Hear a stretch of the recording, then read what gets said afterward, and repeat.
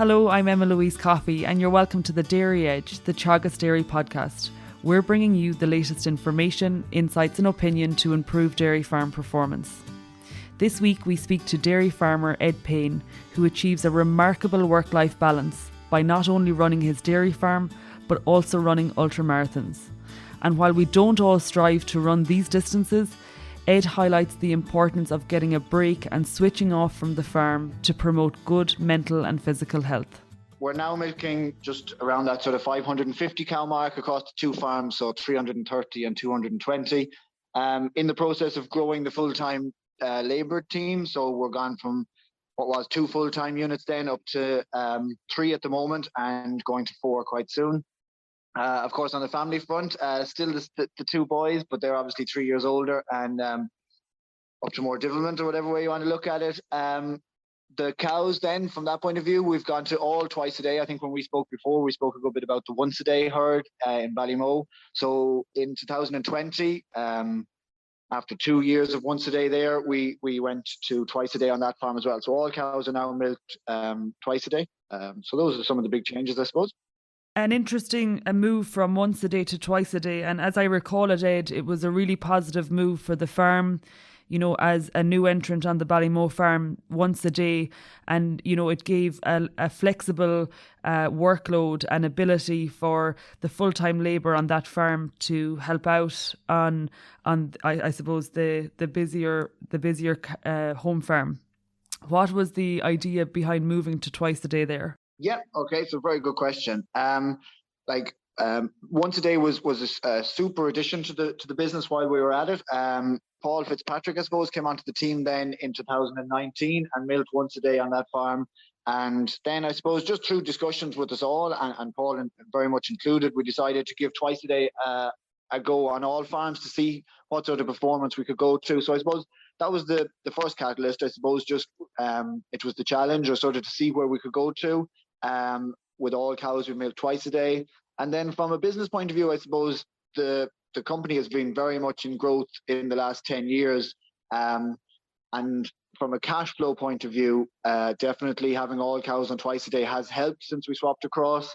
But certainly there's an addition in labour and there's an addition in labour costs. So overall economics, I suppose, is tight enough. But definitely when we swapped to twice a day, the cash flow improvement was considerably helped. But I'm by no means writing out the fact that if and when we ever come to a settled sort of stage, if that choice is ever made, we would be looking, we would be open or looking at that conversation again, if needs be, about bringing some of the cows or some of the herds back to once a day. But at the moment, the company or the business is still very much in growth phase and needed all cash flow available at all times. That was sort of the main driver. And then to you yourself, Ed, you know, there's more cows, more staff on the farm now, you know, and it has evolved over the years. Has your role continued as it was in 2018, or has it evolved over the last number of years?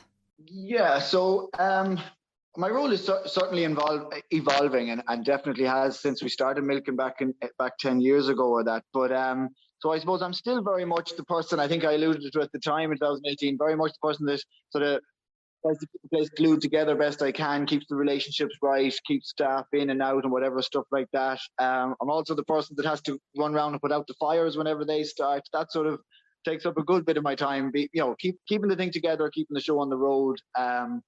Then definitely over the last 12 or 18 months, I see both my role and Jennifer, my wife's role, becoming very much in that area of people manager. And that's somewhere that we see that if we want the business to continue to grow, we have to get more into that and start to enjoy that side of it and take on that challenge. I definitely, my role now is, although it always was, but becoming aware of opportunities, and I'm very, as I always was, but still very driven by business growth and obviously personal growth. But those are sort of my key roles if I was to write them down. Keep the show on the road, manage the people alongside help from Jennifer, be aware and open to further opportunities, which obviously allows for business growth, be they the right choice of opportunity. And if we consider dairy farms as a workplace, Ed, extremely busy, there's an abundance of routine tasks that need to be done maybe on a daily and weekly basis, as well as, seasonal busyness. Couple that with expansion and there's a clear indication, as you say, new entrants 10 years ago and, gone from 0 to 550 cows, and a lot of that growth in short spaces of time. And, a comment from farmers is farms are becoming very consuming, and there's little time for, other interests or hobbies off farm. To you, people who know you would know that there is an element of, time off the farm and sport. How have you maintained, time for, the family? You mentioned 2 young children and hobbies. How are you achieving this? Okay. So yeah, definitely just to say it first, this was not the case all the way along. I was certainly one of those people who was engulfed by the expansion and by my business. So I might talk about this later on, but I have 3 main priorities in my life now. But certainly, if you were to roll the clock back 5 or 6 years ago, there was only 2, and they were family and the business. And I was one of those people that was all engulfed. So, but if we, I always had a keen interest in sport and hobbies and whatever else. So how have I maintained it? I suppose first thing is that I wanted to. I had a drive in me. Like although I knew I had to commit to grow the business and to get through that first period of time. It was always in the back of my head, or always there, that that part of me wasn't being fulfilled, that there was that sort of staying fit, exercising, or whatever that want was, it wasn't being fulfilled. So how do I do it? I have goals that I want to achieve within that area of my life. I make time for it. Do you know what I mean? I don't make excuses that I can't do it. I make time for it. I've built a business now that hopefully can't survive without me, but I can get away from. So that's important. And that is because of this other priority has come back into my life, and I've allowed that, and I've developed that in my life. So it's about just building the business, I suppose, that I can get away, being very strong with communication within the business and within the family, that they understand that time is what it is, and achieves what it does for me and whatever else. So I suppose those are the things. I have goals. I've progressed the business hopefully to a stage where if there is time available for me to get away, and let's be honest, like there's times of the year that I don't leave the farm. There's February, March, April where my running just stops. It's and that's fair enough. I understand that, and I can be okay with that. That's totally fine. And then there's other times of the year when the business is less demanding for me, and that allows me to do more of my hobby side of things. And looking to it, you mentioned, exercise and physical activity, and that is your hobby. It might necessarily be physical activity for everybody, but, you have taken it to another level, with events. Something I would have seen late last year was your 200 kilometres in 24 hours. But I mean, to start, can we talk about your involvement in sport? Was it always running, or what was the starting point for you? I would have always been a good runner and able to run, and I would have always defaulted to sort of longer distance running. I suppose team sport was always my background. I would have played rugby from a very young age, and then when I was in school would have played rugby and hockey. To an average to fairly good level, was always competitive or whatever else. So team sports would have been my background. But as soon as I moved home here to the farm, although I would have loved to continue running rugby with my local club, I couldn't commit to the times. So both the club was going to lose out, and that I wasn't going to be able to make trainings at certain times, or I couldn't commit to every Sunday and X, Y, and Z. And I was going to lose out by being stressed, by being asked to be at these particular trainings or sporting events, and continually having to excuse myself or to only make the odd one or whatever else. So both arrangements weren't going to work for anybody. So I made the decision to move away from rugby, and that was when I sought out something that could tick the box of keeping me fit and healthy, tick the box of getting me off farm at times, and also not stress me out from having any full-time commitment to it. So I started out, I bought a bike and I cycled quite a bit. And then moving on from that, a friend of Jennifer's said to me that he was applying to run the York Marathon. And I said, sure. I'd always wanted to sort of run a marathon. So I said, look, I'll sign up with you. And that was what got me back into running as such, or that was where the running started. I ran that marathon. To go on from that, then I studied an Nuffield scholarship after that, took 2 years away from running again, did very little, and then ran the Dublin Marathon at one point. And then after that, I've been running longer distances, what we call these ultra distances, since that. And to be fair, it seems like you were bitten by the bug. And when you say, you ran the marathon and now it has extended to further distances, I mean, that 200 kilometre stint, that's, over 4 times the marathon distance. Talk through getting to that as a peak distance. As anyone that knows me, I suppose I'm active enough on Twitter or that. And I saw a tweet back in 2019 of someone else that's involved in agriculture. And he had just ran what's called the Kerryway Ultra. It's about a 190 kilometre trail and quite hilly run around the Kerryway. And I said to myself when I saw that, I said, I could run that, or I at least want to give it a good shot. So I signed up that Christmas. And so then again, just going back to the point, I had a goal, which works very well with me. That's just sort of the way I operate. I had a target that was September 2020 of that 190 kilometre run. So that was, I did that, completed that, got on quite well. And then the fundraising one, which to date is my longest run, the one you speak about, 200 kilometers in just under 24 hours of a straight run. I suppose that was just during COVID or whatever else. Fundraising was difficult. At the time I had a kid, one boy, Aaron, was in the local creche and a childcare centre, and then the other lad was in national school.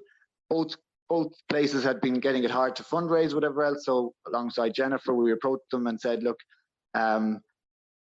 Ed has the ability, I suppose, to sort of do these long distance runnings. And some people find that something quite impressive or whatever. So maybe there's something we could do there. So we came up with this idea of running 200 kilometers in 24 hours. And really, of all the events I've done so far, without a shadow of a doubt, Emma-Louise, that was by far and away the most rewarding event that I've been part of. Okay, so the community just got completely behind it. And it turned out I raised over €11,000 for the two of them, 5,500 each. And I couldn't believe it. So just from a physical and emotional roller coaster, it was just amazing. So that was that. That's been my sort of journey along. I picked a goal. I said I can run that 190. As soon as I had that ran, I said, look, let's try and just get something done charity wise and see can we go on from there. And this year then I've run a couple more long distance events. But certainly, if we want to look into the future, I suppose 200 kilometers. Hopefully, I'll be able to surpass that distance and challenge a bit further. And I would imagine, Ed, it's not as simple as showing up on that particular day and setting out to run 200 kilometers. Can you give us an idea of the training involved to get to that level? So I suppose no matter any sport, anything is a mix of physical and mental ability. Ultra running is definitely a fair split of both.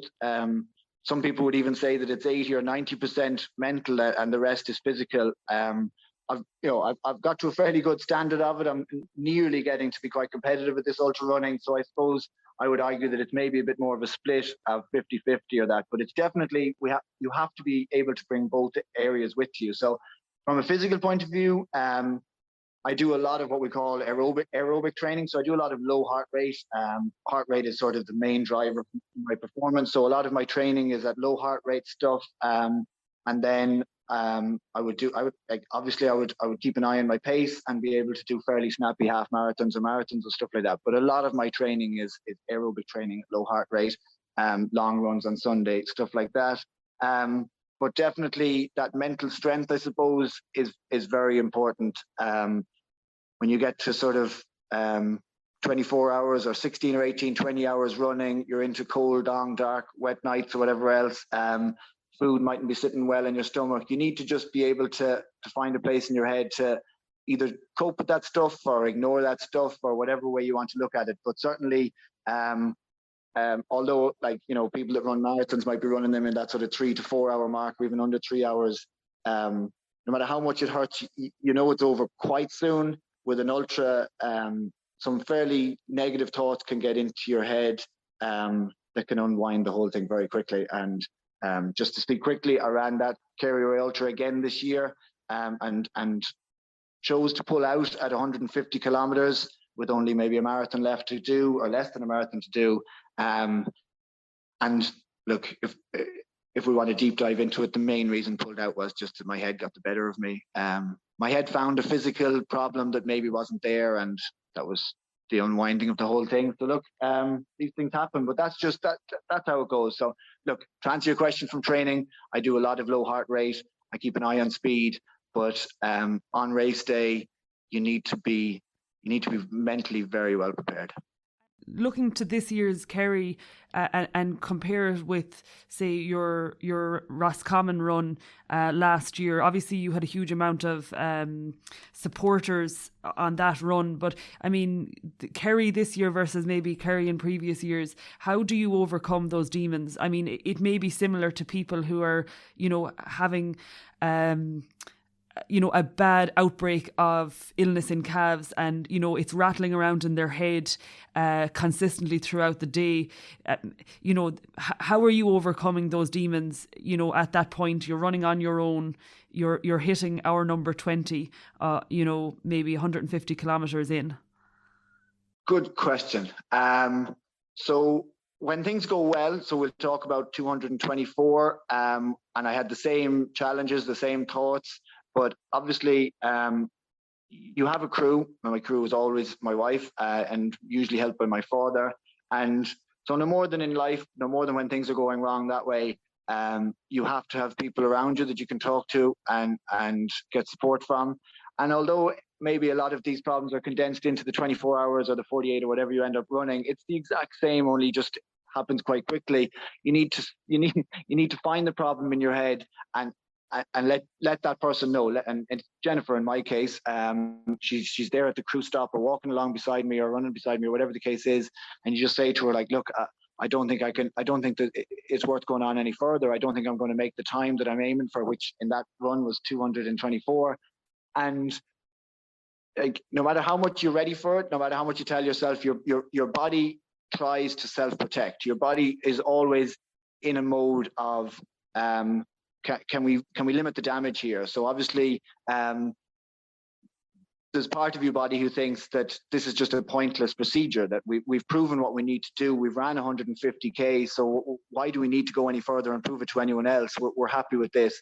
Whereas you have to find the thing to say or get this told to you by someone else, that the finish line isn't far away, that the sun will rise again in the morning. And that's quite literally what a massive leader, like, it's amazing how dark thoughts you get, sort of, for me especially, in that sort of 2 o'clock in the morning until 4 o'clock in the morning, when your body just wants to be asleep, and you see the sunrise, you see things brighten up again, and all of a sudden you're sort of moving a bit more smoothly. So I hope that's answered your question, but it's certainly having someone around you that you can just say, look, I'm in a fairly deep hole here at the moment, and for them to be able to read whether you need a hug or a kick in the arse. And that's as much up to them being very used to you and knowing how you operate, as much as it is you to say, like, this is where I need that kick in the arse, or I just need to stop for a second. And them to say, yeah, okay, just stop for a second, sit in the wall here. Because although I cover a lot of distances, I don't run solid for the whole time. I stop for food, I stop for water. Some of it is very hilly or whatever else. I walk that, X, Y, and Z. So it's not solid running like someone who's running a marathon would be. So again, that allows time for these sort of different thoughts to come in or whatever else. So how do I manage my demons? I didn't manage them very well in this Kerry Ultra this year. I prepared totally wrong. I had, let's put it, expectations upon myself that I shouldn't have. I should have managed them better. If we roll back to the Kerry and to the run the previous year, I was new to ultra running. I didn't know what I was getting into. It was very much more fun. Let's just have a crack at this and see how it goes. Kerry Way has just gone. I approached it wrong, and then once things started to go wrong, I couldn't unwind them regardless of the help. So we pulled pin, after that, how do I control those demons afterwards? I am quite good at sort of putting something away in a box and putting it somewhere else in my head and saying, right, look, we'll deal with that again. Of course, I am going to go back to Kerry and make a point of finishing that. That's just something that no more than that, that will just be a way of closing that off in my head. But it is annoying me. It is there all the time. Like, I didn't finish it. People were, watching for me or whatever else. And on top of that, a lot of people gave up their weekend to come and watch me run around. My parents were there. Jennifer's parents were there. Jennifer, my boys were there. So for them, because we don't get away an awful lot, a lot of our holidays are based around my selfish running. So there's a lot of, I feel a lot of their weight of, on my shoulders. And obviously they weren't applying that whatsoever, but there was a little bit there that I just, they had given up, committed a lot of time to come and watch. And here I am sort of making a big deal of myself. So you look at it in a way that I ran 150 kilometers on lovely trails surrounded by my family and friends. And we had a right good hoolie and we had a good day the day after. So like, take those as positives and go from there. And it was a positive trip to Kerry or not. It could have went better. Of course it could have. I could have finished. But look, I'll be back. So what am I doing since that? Of course, you got to turn these round. They're motivators. I have another big run coming up this Saturday. I'm sure I will have learned experiences from Kerry just gone that I will use come 3 or 4 o'clock in Belfast. I hope that makes sense. Absolutely. And a really interesting point that you would have made, Ed, in terms of the time when it gets really tough for you is nighttime. Obviously, to put in perspective, if you're running for 24 hours, obviously you're running through the night. And a note that I actually made early on while you were speaking there was, tiredness. And, when we talk about, a stressful time and things like, those demons that we're fighting with in our own mind, in springtime for farmers, we talk about tiredness, the need for rest and the need for proper sleep. So it's very linked into what you're talking about there. I'm looking for some numbers from you now. I know that you said that you're running aerobic low heart rate running and then you do your long run on a Sunday. So like, what does your long run on a Sunday look like, and maybe what sort of kilometers would you accumulate on a normal week? So like I said earlier on, my training plummets from a physical point of training view. February, March and April are very low mileage months. But again, I don't look at it in that I stop training there, and it alludes to the point that you said there. Like, if I'm going to have to stay awake and stay running for 24 or 48 hours, whatever I want to do, then I look at springtime as nearly a training session. Does that make sense? So there's days there where I do quite long days, and I can say to myself afterwards, like, some of my competitors or someone else went for a long run today, but they didn't spend 18, 19 or 20 hours on their feet doing X, Y, and Z. So we've all had a day training. So it's about using, like, although I might be aggravated thinking, oh God, I haven't been for a run in 6 weeks, but what have I done? So that's one area of it. I consider that I can continue my training even when I'm working. Some numbers, yeah. So a low heart rate run for me is sub 150, but I do try to do a good few runs that would be sub even 140 or 135, even with hills included. So I would be challenging myself to be able to run quite hilly runs, maybe. So a half marathon with 500 or 600 meters of climbing, all under that 140 heart rate. I wouldn't let my heart rate go above 140. Then I would, although I've changed training a little bit recently to be a bit more consistency, but let's say to talk about training in the year just gone, I would have attempted to put in 2 or 3 half marathons a week, and then a long run would be north of a marathon if I had time on a Sunday. So it wouldn't be unusual here for me to milk in the morning, run a marathon, and milk in the evening on a Sunday. That would be pretty standard, and it wouldn't be unusual for me to milk or finish up work in the evening and go for a half marathon afterwards, just on some local trails around. Well, I have a local wind farm that has some forest track on it that's safe, and I can run there with a head torch any hour, day or night. So that's pretty much the training for me. Regarding like times, I can run a half marathon in just 1:21, although I'd say there's a bit more in me, and my PB for a marathon is 3:17, but that was after I'd ran a marathon the 2 weekends previous to that. So I'd say there's probably a little bit more in me there too. But running, long distance running is a lot about consistency. So my average week of that would probably be a bit too varied for what I would like it. So I would like to be able to hit 70 to 90 kilometers of running every week. But unfortunately, just through work, and I just have to take this as part of life for me. Some weeks I might get to 160 or 70 kilometers, and some week I might only do 40. And although that's not ideal for the type of running I want to do, that's life, and I just can't get hung up on that. That's just the way. I have to fit that around my business, and that's fine. If we consider then, Ed, like you talk about, good communication, good structure, work organization, and having a good team in terms of the staff around you is something that allows you to do this. You also mentioned within the farming context and also within your running context, Jen, your parents, your children, your wider family is really, really important. But if we could bring it back now to the farm, what does your, I suppose, participation in sport and having that hobby outside of the farm, what does that bring to the farm and life in general? I suppose I spend a lot of time running, so I can spend a lot of time thinking. And I do spend a lot of my time running, wondering how much does my running cost my business, or how much does my business benefit from my running? And I definitely think it's a two-way thing. So if you were to look at it with a very short-term view, of course, I have to pay for more relief milking, more labor on the farm to allow me to have more time away. But if we were to look at it over a long-term view, my ability to sort of have time to myself, to maybe be able to extend my longevity within the farm, to be able to think through problems, to have a process while I'm away, to have, and this is different for everybody. Some people like to be in the farm and think about the problems when they're there.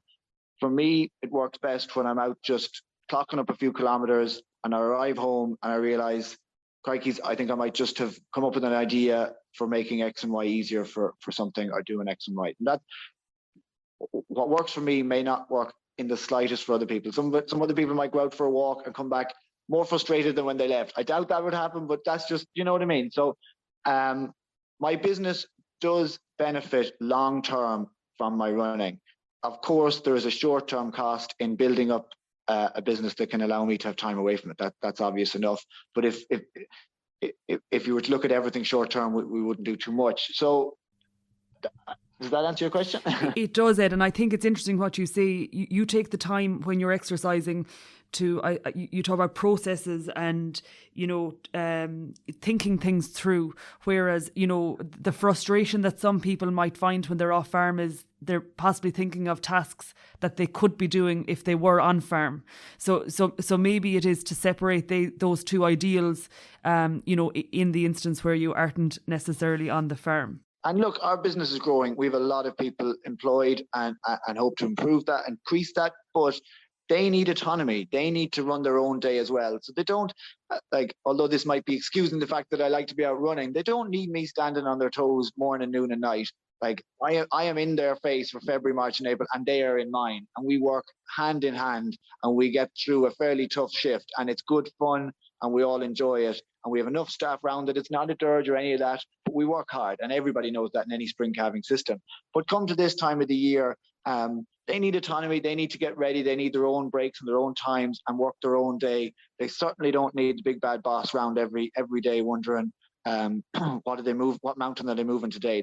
That's not the case. So I suppose, as well as that, my running allows the people in the business to grow into the position, I suppose, that I allow them to.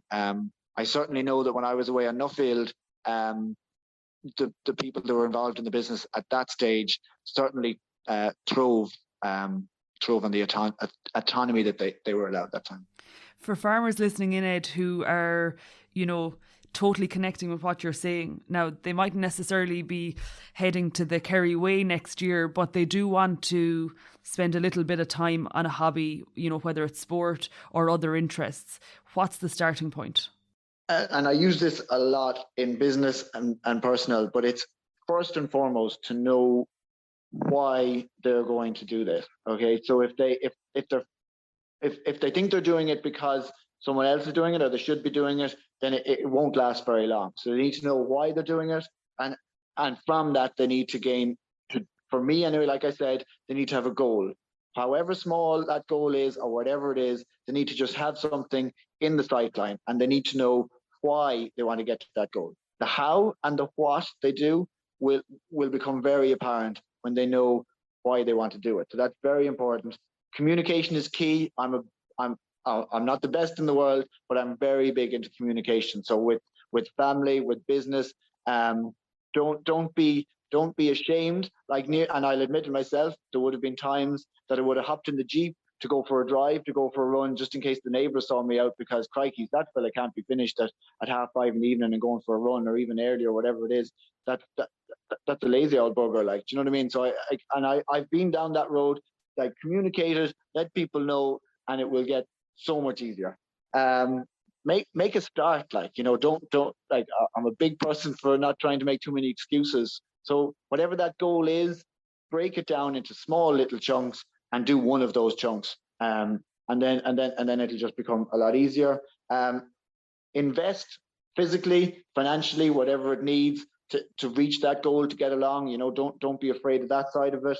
Try not to complicate it. Make the goal simple, achievable. Complicated later on. Like when I started back into running, although I set a fairly big goal, I had chunks, I had sets along the way, and there was little baby steps. So there was no problem there.